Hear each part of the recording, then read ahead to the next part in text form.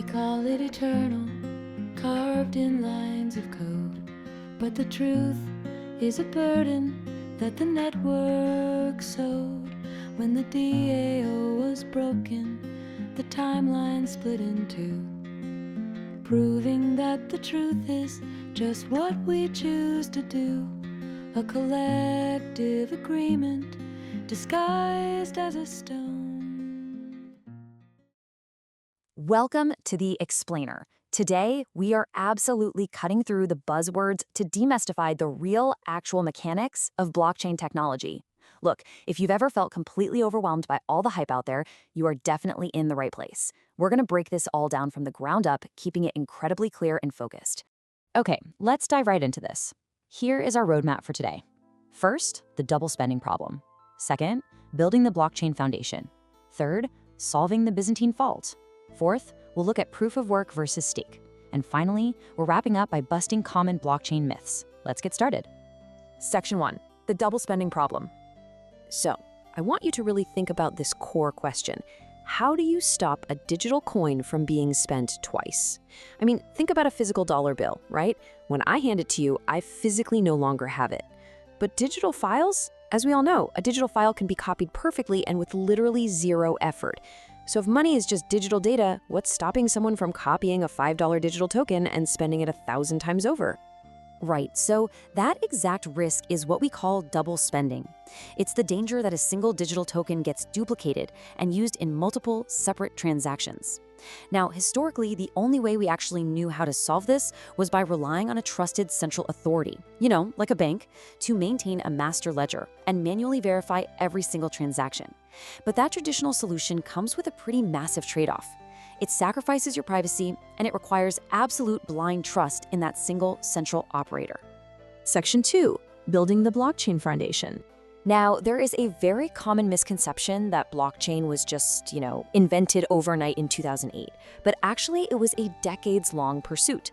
Back in 1983, David Chaum proposed the idea of early digital cash. Then, in 1991, Haber and Stornetta created cryptographically secured document timestamping.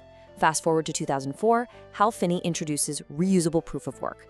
And finally, in 2008, Satoshi Nakamoto ingeniously synthesized all of these prior cryptographic breakthroughs into the famous Bitcoin white paper. And that synthesis is absolutely key here. Nakamoto took that chained block structure pioneered by Haber and Stornetta and brilliantly combined it with a proof of work puzzle. Notice how miners are essentially scanning for a specific value, a nonce, that solves a really complex cryptographic hash. Once that intense computational effort is expended and then verified by the rest of the network, boom, the block is added. That exact combination completely eliminated the need for a central timestamping server. Section 3, solving the Byzantine fault. This brings us to a really famous network challenge known as the Byzantine generals problem. Picture this. A group of generals is surrounding a city, and they have to coordinate a simultaneous attack. If they don't attack together, they lose. But what if some of those generals are traitors sending false messages? Well, in a distributed digital network, the individual computers, or nodes, are the generals. To avoid a complete system failure, the network needs at least 2/3 of its nodes to be reliable and honest. If a network can keep humming along even when some nodes act maliciously, it has successfully achieved Byzantine fault tolerance. So the million-dollar question is, how do you actually secure that honesty? Well, Nakamoto wrote, "The network is robust in its unstructured simplicity. Any needed rules and incentives can be enforced with this consensus mechanism." Basically, Nakamoto's consensus mechanism defends against this Byzantine fault by heavily incentivizing honesty, because miners literally have to expend real-world computational effort and energy to add blocks. Cheating becomes prohibitively expensive. Following the rules is what actually becomes financially rewarding. Section 4, proof of work versus stake. Let's compare the two big hitters side by side. First, we've got proof of work, where miners are competing against each other using massive amounts of high computing power just to solve those cryptographic hashes. Then, on the other hand, we have proof of stake. Here, there are no computationally heavy puzzles, none. Instead, participants, who are called validators, literally lock up or stake their own native cryptocurrency to be randomly chosen to validate a block. So it's really a trade-off of computational energy versus financial commitment. Now, understanding the distinct trade-offs of both systems is absolutely crucial. Proof of work is incredibly secure, for sure, but it features very low throughput. I mean, Bitcoin processes about 7 transactions per second. Compare that to Visa's 1,700.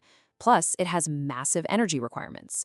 On the flip side, proof of stake solves that energy issue, but it introduces the nothing at stake vulnerability, where malicious forks could theoretically be supported alongside some pretty high financial barriers. For example, becoming an independent validator on Ethereum right now requires staking a minimum of 32 ETH.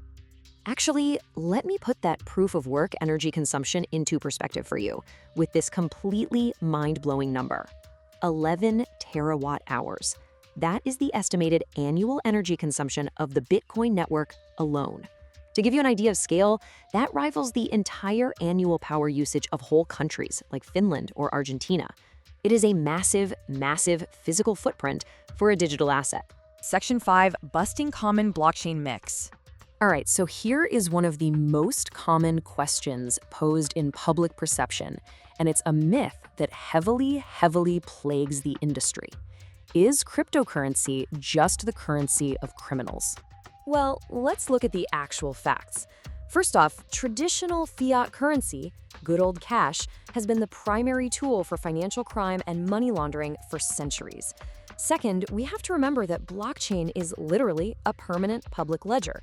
Digital forensic specialists can often trace, investigate, and recover digital funds so much more easily than physical cash or complex wire transfers, precisely because the whole history is just sitting there publicly visible.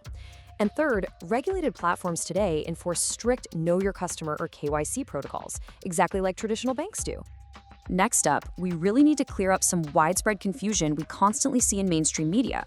The question is, are blockchain, cryptocurrency, and digital assets all the exact same thing? The answer is no, absolutely not. We need to differentiate these clearly.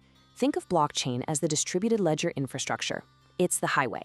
Cryptocurrency is the encrypted coin transferred via that ledger, so that's the vehicle driving on the highway.